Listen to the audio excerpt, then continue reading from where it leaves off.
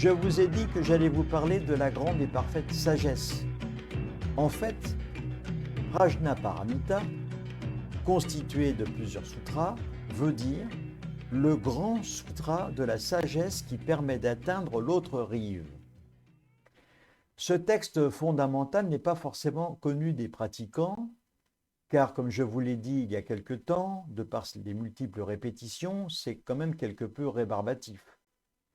Et c'est la raison pour laquelle les enseignements des diverses écoles se basent sur certaines parties que l'on condense. Pour les pratiquants du Zen Soto, par exemple, prenons le Sutra de la Grande Sagesse, l'Anashingyo, qui est scandé chaque matin en ouverture de la première cérémonie du jour, tout de suite après le premier zazen. La Prajnaparamita est composée d'environ 35 sutras. Tous traitent de la réalisation de la sagesse. Les plus connus de ces sutras, je vous l'ai dit il y a quelque temps, sont le Sutra du Diamant, et plus particulièrement donc pour nous l'Anashingyo, le Sutra du Cœur. Subhuti demande au Bouddha, la grande et parfaite sagesse est-elle maître au-delà de la pensée? Est-elle inconcevable et donc totalement unique en son genre et pourtant capable de toucher à l'intangible et ainsi donc à l'inaccessible? Le Bouddha lui dit, Subhuti, oui, c'est exactement cela. Et pourquoi la parfaite sagesse est-elle au-delà de la pensée? Parce qu'aucun de ces points de référence ne peuvent être pensés, tout simplement. L'esprit, toutefois, peut les percevoir. L'un d'entre eux est la disparition dans la pure présence de la conscience de soi. Eh bien, c'est ce que nous faisons dans les dojos durant la méditation zazen. Si celle-ci est superficielle, nous dirons qu'il s'agit d'un simple éveil à la réalité.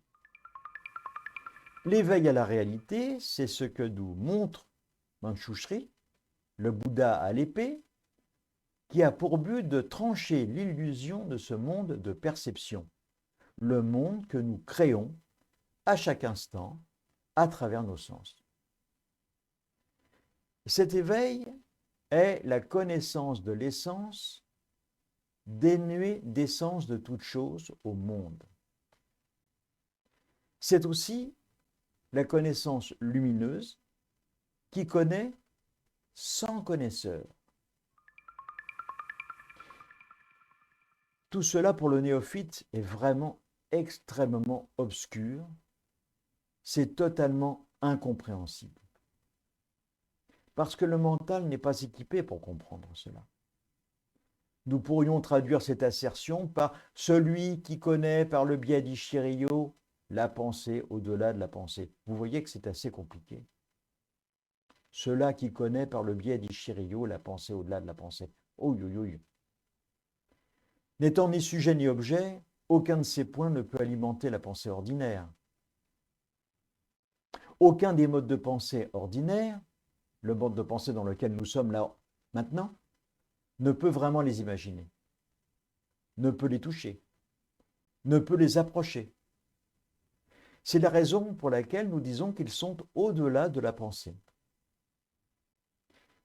Et j'irai même plus loin, au-delà du penser, ER. Récemment, je disais à l'une de mes pratiquantes ici qu'en dehors de ce texte de la Prajnaparamita, aucun autre texte n'était vraiment plus nécessaire pour l'accession à la connaissance ultime. Il suffit de la lire et de l'étudier, et puis de pratiquer zazen pour accéder à cette réalité ultime. En pratiquant zazen, la Prajnaparamita est instantanément connue et comprise. C'est quelque chose de tout à fait extraordinaire. Évidemment, ce texte s'adresse à des personnes qui pratiquent depuis un certain temps et avec beaucoup d'assiduité. Lorsque cette condition est atteinte, on peut commencer à toucher le pur esprit. Cela, il est vrai, n'est pas aisé pour les débutants. Toutefois, ils peuvent, en étant assidus, en pratiquant la Nashingyo, en l'étudiant, avoir une approche très condensée et intéressante de ce texte qui résume la parole de Bouddha. Mais saviez-vous que le Bouddha a aussi abordé le sujet de l'amour? Non? Eh bien, c'est ce que je vous expliquerai la prochaine fois. Voilà. En attendant, n'oubliez pas que même si le lieu de méditation est exigu, il renferme l'univers entier, et même si notre esprit est petit, il est illimité. Ça, c'est Sekito Kizen qui le disait. N'oubliez pas le pouce pour encourager un peu l'algorithme de Google. Et puis vous pouvez bien sûr aussi me retrouver sur le site calameo.com afin de retrouver ces enseignements en tapant simplement mon nom. Voilà, je vous souhaite du bon temps et on se retrouve très bientôt pour aborder un autre sujet, l'amour.